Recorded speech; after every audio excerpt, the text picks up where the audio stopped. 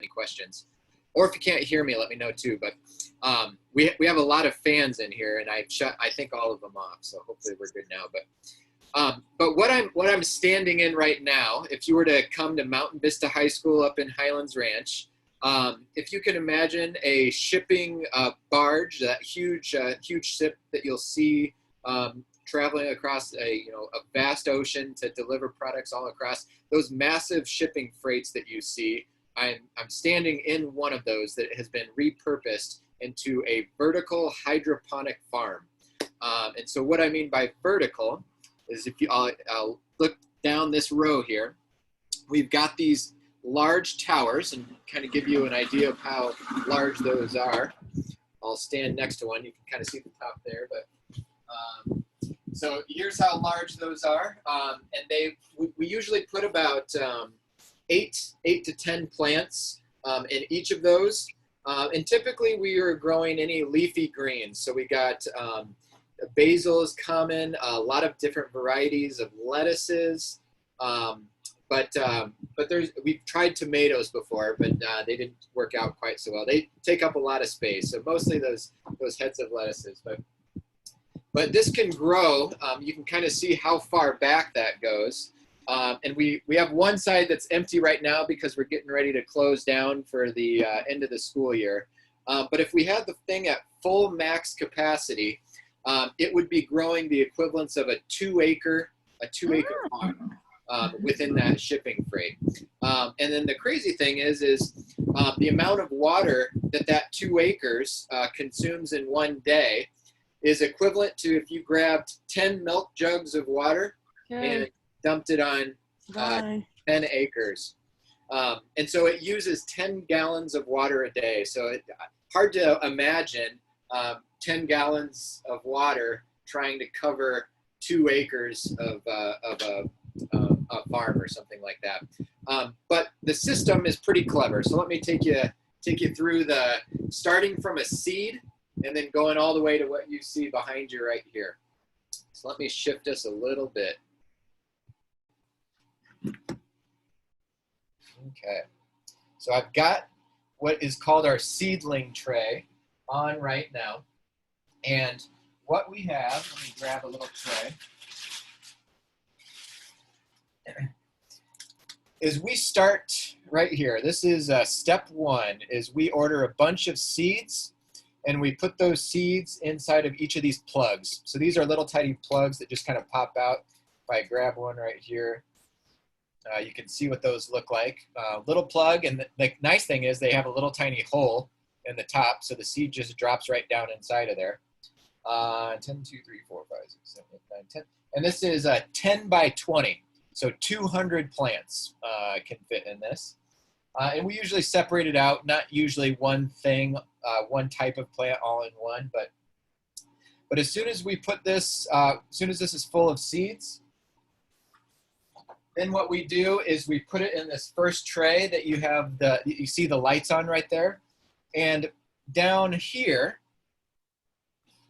right down in here, is a 20-gallon tank of water with a pump in it. And that pump pumps water up into this tray, and it gets all of those spongy looking plugs wet. And then after they're wet, we put a plastic dome right on top that looks like this. So this just goes right on top of that.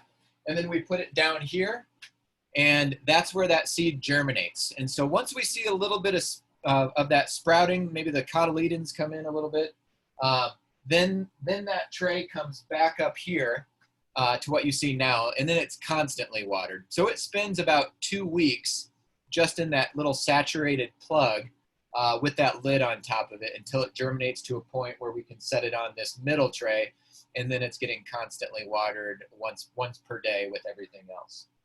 So once we get to a point right here where they're ready to be put into the vertical towers, then what we do is, you can kind of see this one right here. I've taken it off It's on a little slider, so if we go all the way to the back, it's the easiest way to get those towers from the back all the way up, is to slide them on these steps. You can just slide them all the way down on the back. But we put those plugs inside of those vertical towers and hang them up, and they sit again for another couple weeks. And then the harvest time is usually about, I would say, six to 8 weeks or so from seed to harvest. 6 to 8 weeks, kind of depending on what we're growing. Right now, at the end of the year, we always have a seedling starter drive. So when you go to Home Depot or Walmart or wherever they have those starter plants, we do a starter sale at the end of the season, and that's going on next week. So there's a whole bunch of different items that we plant for those. And you can actually see down here, this is one of my favorites right here is a spaghetti squash that we got going here. Some tomatoes right here. There's some onions over there. Couple different types of lettuce. There's a wasabi kale that is really good. And so I'm going to pick some of that up, I think. But a lot of different things. Here's some you can see this is some basil right there. But you can grow a lot of different things in here. So let me show you a little bit about the system. So you can see all of this stuff right here. All of this stuff controls the nutrients that go into the water. Because it's all hydroponics. The only thing that would maybe resemble soil would be those little plugs. But other than that, it's soil free. So I think it was maybe 2 years ago that there was a recall on, it was a variety of lettuce, romaine, I believe. There was a romaine lettuce, salmonella, kind of scarce. So it was hard to get romaine for a while. So we grew romaine in here, and a lot of that bacterial infection is coming from the soil, but because we don't use soil, we don't have to worry about any of that salmonella. So what you'll see here, though, is these two big tanks right here, and then these two right here. Those all go to the main water tank in the back. So that's the one that's watering all those big white towers that you saw. And then over here, these two smaller ones and these two, those are the nutrients and the pH balancers for our seedling tank. And so two slightly different systems that you see, but it's the exact same thing. One's for the small tank for the seeds, one's for the big tank for the towers. And then they're run off of two separate pumps that you see right here. And if you can, I don't know if you can see it on your screen, but one of them just says seed, and then the other one says main. So these are the pumps for the seedling tank, and then the other one is the pumps for the main tank. And then there's three different wires coming out, one here, one here, and one here. One of those is a pH sensor. So the pH value is right around 6, whereas neutral water is right around 7. So we have just a slightly lower pH, a little bit of acidity to the water that we use.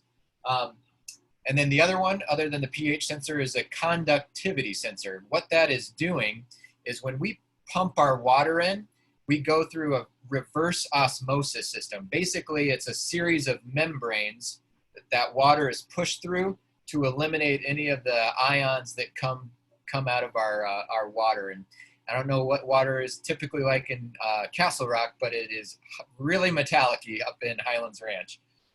And so when we run the water through that system, gets rid of all those ions. We try to get it as close to as pure water as you can get. And once we get all of that stuff removed, then we can put in these nutrients. And that sensor is measuring how much of those nutrients we put in. If we didn't filter out our water, it would be measuring the nutrients and the metallic-y ions that are in just that groundwater coming up. So we have to filter the water first, and then we can put some nutrients in it to know how much is actually in there. So some other things that are you wouldn't quite think of that exist in here is an air conditioner. And there's an air conditioner because the lights that I'll show you here in just a second generate so much heat. So even in the middle of February, if it were below 0, we still have to run the air conditioner inside of our system in order to cool it down from the heat from those lights. We've experimented periodically with, there's some intake fans where we can bring in outside air. So sometimes we can just bring in the outside air to cool it down a little bit. There's also, right here, is a CO2 generator, a carbon dioxide generator. And so plants also need carbon dioxide. And so we generate that literally through just a flame. So there's a propane tank on the outside. And if you're ever in here, periodically you'll hear a little igniter, kind of like on a grill when you turn the knob and you get that little clicking sound. It's exactly what you hear with that, and it is releasing it's just making a flame that just generates a little carbon dioxide to be put in the outside air.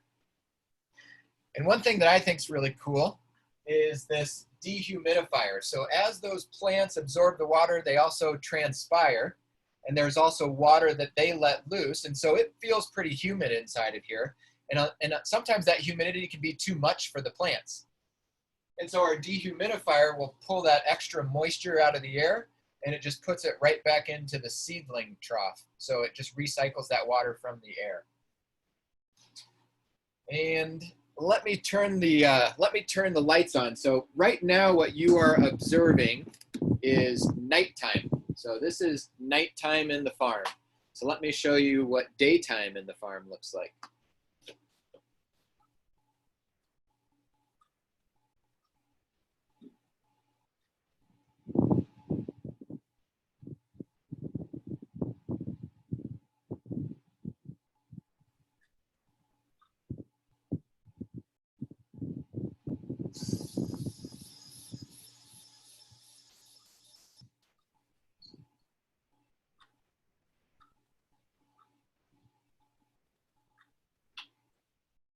All right, so here is what daytime in the farm looks like. And we run our daytime opposite of daytime and nighttime hours outside, just due to some of those energy costs.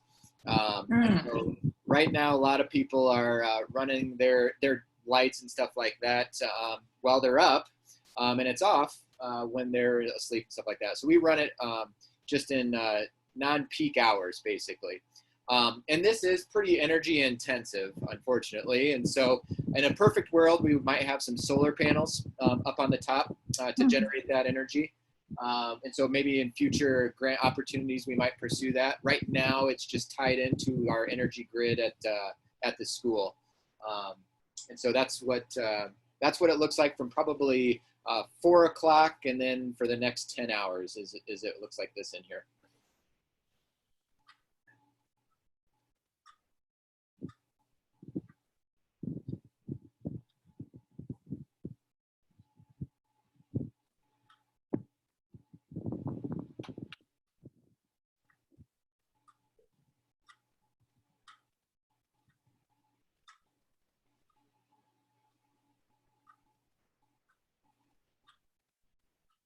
And I'll show you, my fat fingers are kind of having some problems with the thing. But here's the whole system that controls this. Just red and green buttons. Green is on, red is off.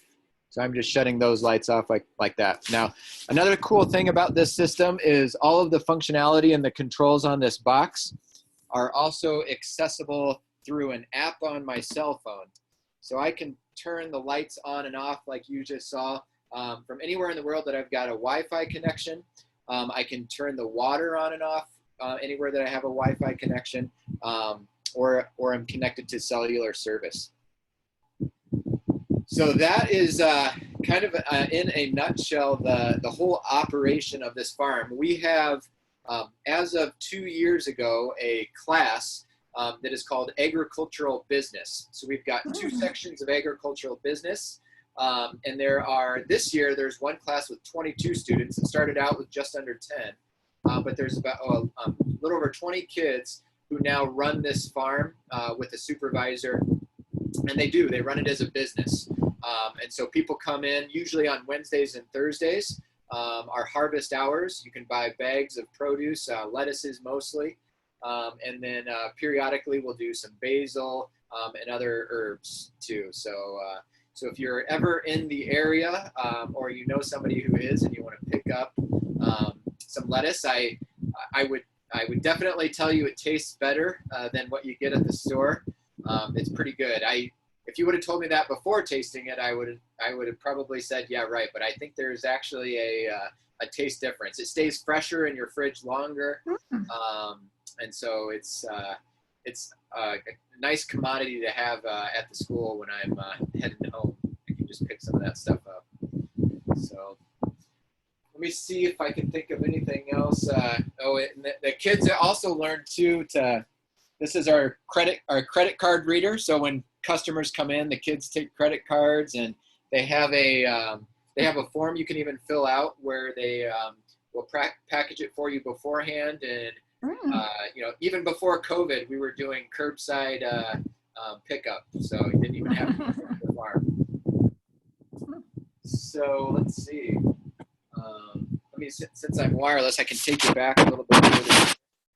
Show you the inside of this.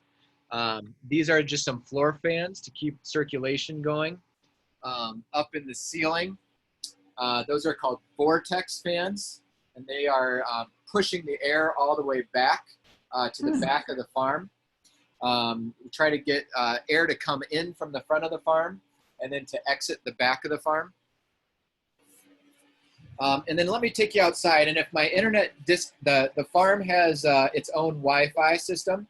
It also has a Bluetooth speaker system. So if you've got a good playlist that you just are a better freight farmer when you are listening to that music, you can wirelessly Bluetooth your music to the system inside of the farm, and it's pretty good. So I'm gonna go outside. If my Wi-Fi switches over, hopefully I won't disconnect. But we have gotten a few grants for improving the exterior of the farm. So I'm just gonna show you what that looks like. So this is the outdoor learning space, and we've gotten 2 separate grants. If you've ever had a chance to eat at Snooze, up here in Lone Tree, there was a couple grants we got from them. If you look just beyond the outdoor learning space, that's what the whole area looked like before. But now we've got a whole bunch of benches. We have mostly just decorative plants on the outside. But this whole area is watered by the wastewater from the farm. So when we fill those nutrients into the water, about every 3 months we have to purge that water and filter in new water. But instead of just purging that water out into this open space, we purge it into these tanks, and then these tanks have pumps that then water all of the plants out into this learning space. And then we just added some walkways that didn't exist before. But here's that shipping freight to give you a little bit better example of what I was talking about, what we were in just there. But it's the large size container that they take on those shipping barges. And then its proximity to the school, just right behind me, is our high school, just right there. So you can walk right out from the school and then into our outdoor learning space and then into the farm. And so if you're ever in the area and you drive in, this is just a parking lot. You can just drive right up to the farm and come in if you're interested. And then you're inside.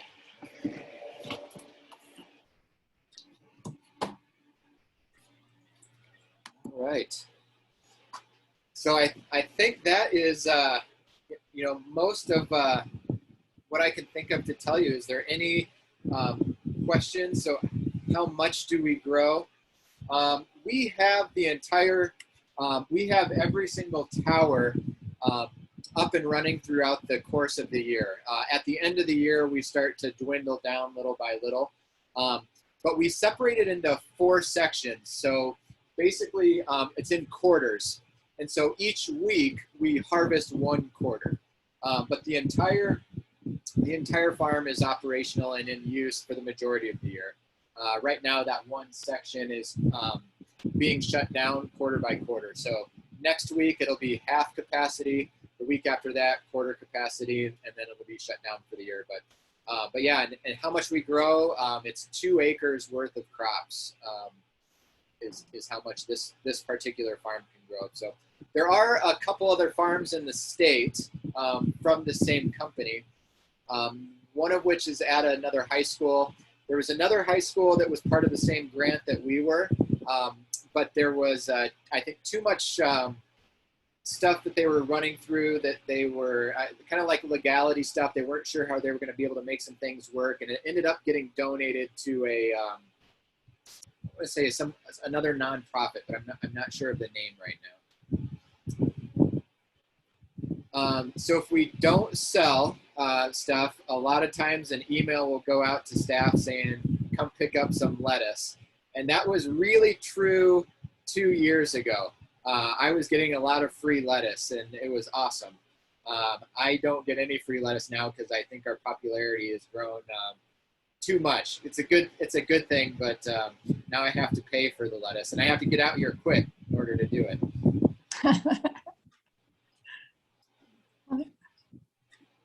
And I teach chemistry and AP biology.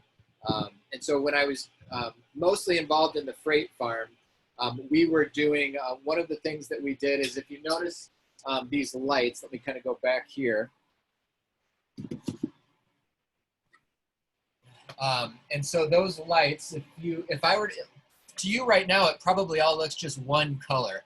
But if you were to look at the strips of light, you would see 1 blue light to every 5 red lights. And the reason for that is if you remember your biology 101 from going back to high school, or if you're just into botany and plants in general, that word chlorophyll, chlorophyll, there's 2 different versions of it, chlorophyll A and chlorophyll B. One chlorophyll prefers a blue light, while the other one prefers red light. But blue light is teetering on that ultraviolet range of the spectrum. And so, as you know, when we go outside, ultraviolet light is not something our skin deems as, that it likes for too long of a period of time, or otherwise we get sunburned. And plants have that same thing that goes on too. If they get too much exposure to that blue light, it's actually harmful. But they need it too, just like we need sunlight for vitamin production. Plants need sunlight as well, but there's a balance of how much it needs. And so we have 1 blue light to every 5 red lights. But one of the projects we did was we took some of these plants and we grinded it up and we synthesized that chlorophyll. And we have a device here that will look at what wavelengths of light that chlorophyll will absorb. So the kids could see the exact wavelengths of the blue light and the exact wavelengths of the red light. And then we brought a little fiber optic cable out here to look at what wavelength that blue light is and what wavelength that red light is. And we were able to compare that those wavelengths were almost identical. What those plants need in terms of sunlight is almost exactly what they're getting. So that was a pretty cool thing. I didn't know what to expect when we first did it. But it worked out that those wavelengths were almost spot on. So. But yeah, AP biology, chemistry, and honors chemistry is what I teach. Yeah, Wilma. How much did it cost? I want to say it was around $85,000 to get the farm up and running, and that was from the Mortgage Foundation that we got that grant, and there were the total grant was for 3 separate farms. So I don't remember off the top of my head the other school or the other nonprofit that the other 2 ended up going to. But yeah, I just under 100,000. I think in the 80-some thousand range. And they have this is like version 1. There's actually another version that they have redone. Basically, it's like once you notice something that goes wrong with your technology and you wish that it had this feature and stuff like that. Now those features do exist. We just don't have them.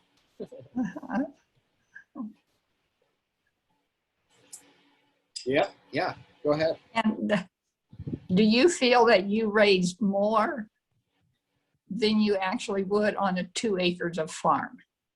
You know, that's a good question because the kids kind of play a little bit with how many plugs they're putting into each section. Me just personally thinking about my own garden and not knowing much about proper plant spacing, it does seem like we do plant a little bit more than what would go into an actual 10-acre, I mean a 2-acre plot of land. They're pretty thick. Let me see if let me pull off another one here so you can kind of see the spacing that we got.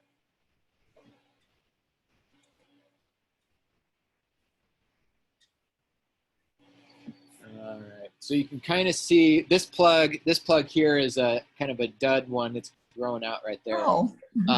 But you know, it looks like about maybe 5 to 6 inch spacing that they have right there. At first, when the kids were just learning how to properly space, let me show you what we built for them.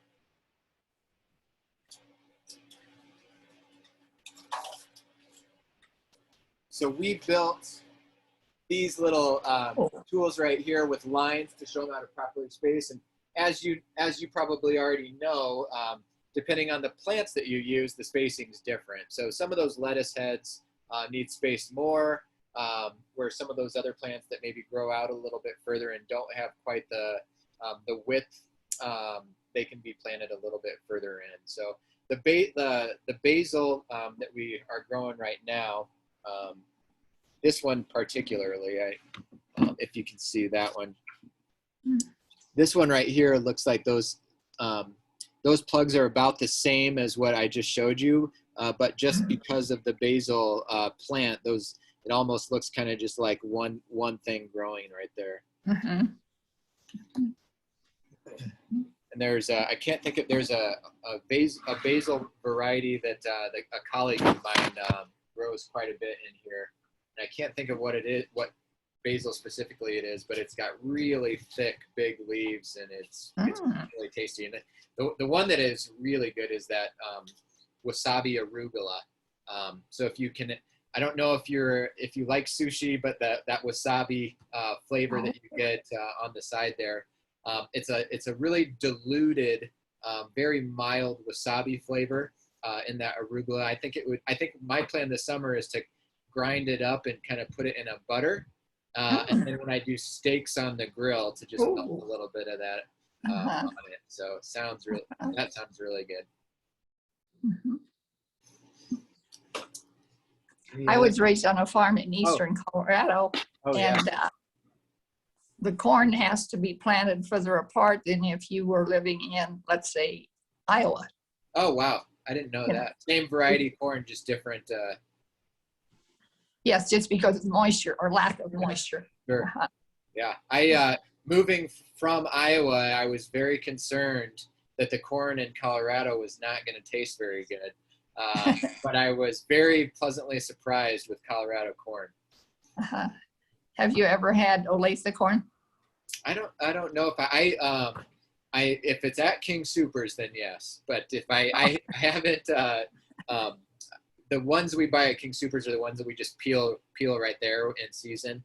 I'm sure at some point in time I've bought pre-packaged there, but I've not. What part of the state did you say that farm was in? I grew up in Burlington, Colorado, but Olathe corn is from the western slope. There's a town by the name of Olathe. Gotcha. And it comes in, and they have big signs. If that store carries it, they have big signs. Yeah. And are you able to get that corn in Denver Metro? Do they source it to local grocery stores or? Yes. Yeah. I live in Castle Rock, and I can get it you have to watch for it because it only comes in probably for a couple of weeks. Okay. I'll have to keep my eye out. Oletha? Olathe. Okay. Olathe. Might be an A on the end. Okay. I'll have to keep my eyes out for that. Now, the western slope is beautiful, but I don't get out to that much. Yes, Phyllis. Grandma. Yeah, Grandma.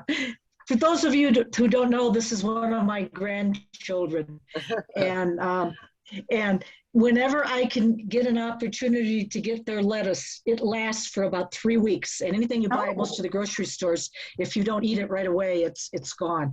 And yes, Jason, you have had that corn at my house. Yeah. Oh, good. Yeah. Another trick too is, and you can buy other hydroponically farmed lettuces at the grocery store. They come individually in like a plastic container, and those plugs that I showed you, the ones at the grocery stores are a little bit larger, just because they grow a lot larger heads. We grow smaller heads and then just give you a lot of them, basically. But a trick that I learned is if you blanch it in some cold water, it stays good for a little bit longer too. Mm-hmm. And so that would probably be true from the grocery store ones as well. I would Yeah. So yeah.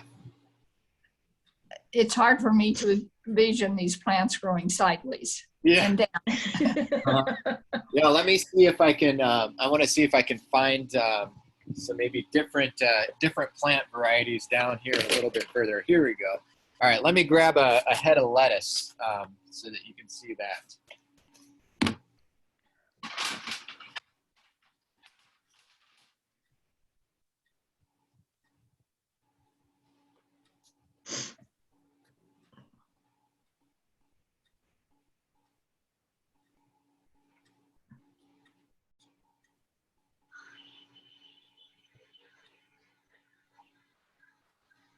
All right, so there's what you see with the heads there. So the one, and this is same sort of variety that you would see in the grocery store. It's just that they let theirs grow a lot longer. We try to harvest a little bit sooner than what they do. So so a lot of times we'll pick just a lot more. You'll get a larger quantity of just smaller heads when you buy from us. So these still probably have about a week or so left before we would pull them off. But you can kind of see there's a little bit of variation every now and then. No two seeds are the same. Some consistency there, but you can kind of see like this middle one. Some of that just has to do with water dispersion as it goes through. Inside of here is, it would look like just a sponge. It's kind of just sponge, and it just holds. It has two purposes. It's porous, so it lets the water through, but then it also clamps onto those little plugs that I showed you. And then where I'm pulling these off, you can see up at the top there, I can hold it up a little bit, there's those black little spigots coming out of that PVC pipe. Those are just dropping a little tiny stream of water down through these tubes. And then at the base there, you can see that trough. That trough is, we are on a slight angle here. And so that trough is just guiding that water all the way back to the main tank. And then it just continues that cycling for that. So this is my favorite variety of the lettuce. That's usually what I buy. And let's see. But yeah, a lot of stuff going on here. I got a list of everything that they're growing for our seedling sale, and I haven't heard of a couple items. And I don't know. The kids do the research in what they want to try to grow every now and then. And so some of them pick some stuff I never even heard of. I'm willing to try it. Any other questions you can think of? Do you plan to get another unit? I don't know, I guess is the answer to that. My guess is probably not. It's the first 2 years that we had this, we didn't have the course for the kids. And so it was me and my other colleague who were running this, and it's a lot to do, a lot to handle when you're doing it just with 1 or 2 people. So I've been pretty hands off for this year and most of last because we've had the course and the kids have come in. Though there was 1 year where we tried to keep it open during the summertime, and we learned it's just a lot easier to keep it closed, just with family vacations and whatever whatever else. So having two, the only reason I would be more likely to say probably not is just for how difficult it is to try to keep it up and running during summers, breaks, and stuff like that. There was one year where our air conditioner went out, and so we were really I was coming in over weekends and stuff like that to open the back doors to get some air circulation in order to try to cool the place down. But just little tiny things. We did have to replace the CO2 generator, and it's one little tiny thing. I mean, the world of life requires so much, and it's so particular about little tiny things that you know, even just like the nutrients. The nutrients that we use, they're literally called nutrient A and nutrient B. And when you go to the store, there's a variety of nutrient A's and nutrient B's. Oh. And so we've just gone through a bunch of different ones. And, you know, the colleague of mine who runs this, I think every time I'm in here, I see a different one. But if you ask him if he prefers one, he'll say yes. But it seems like what he prefers changes too. And so the whole, I think if I had to become in charge of it again, I would probably need another lesson in all of these things that he's fine-tuned, because he's even started to add a little bit of healthy bacteria into some of the water to help stimulate growth as well. So I would need a lesson from him on all of his fine-tuning. Is it a money-making thing, or does the school have to chip in? So it is, I would say it's self-sustaining because of the grant. We don't need money for operational costs. All of the plant sales allow us to buy further materials and then purchase some tools and stuff like that for outdoor use and stuff. Money generation, that might not be the best way to say it, but it's money trickling. We'll call it that. And so yeah, it's we don't need to borrow money from the school. It does. It is self-sustaining in terms of we can buy supplies with all that type of stuff. But moving forward, I think we would like to fine-tune our craft maybe a little bit more, and see if we could have harvest more frequently. And the goal would be, as agricultural business class was designed, I think the original intent was to start paying some of that loan back based off of extra revenue from the farm. So if I were looking in the fine print of the grant, I think the intention is to pay the grant back slowly but surely with some of that extra revenue. Good. We just wanted to say thank you so much. I'm sure you've probably given up your lunch or your planning period to be here with us. Oh yeah, it's just my planning period. So it is the only thing. But I planned for you, so I'm doing what I planned to do. And yeah, we know you guys have had a really rough job this last year, so we appreciate all you do. No, thanks. I'm glad we could set this up, and I hope at some point in time you guys get to, whether it's Phyllis bringing in some lettuce or somebody maybe grabbing some, hopefully you get to try it. What's your thoughts? Could we maybe even, it probably won't be till maybe next year or later this year, but maybe even come tour it or see the farm? Or Yeah, absolutely. It's, it's obviously it's one thing to see it virtually like this, but it looks more like scientific and NASA-like, I would say, awesome. when you're actually in it. Well, we won't keep you unless anybody has anything else, but thank you so much for being here, and we appreciate all you're doing. Sure, yeah, thank you. Okay, everybody have a great week. Thanks. You too. Thank you so much. Yep, you bet. That was great. Bye-bye. Bye. Bye-bye.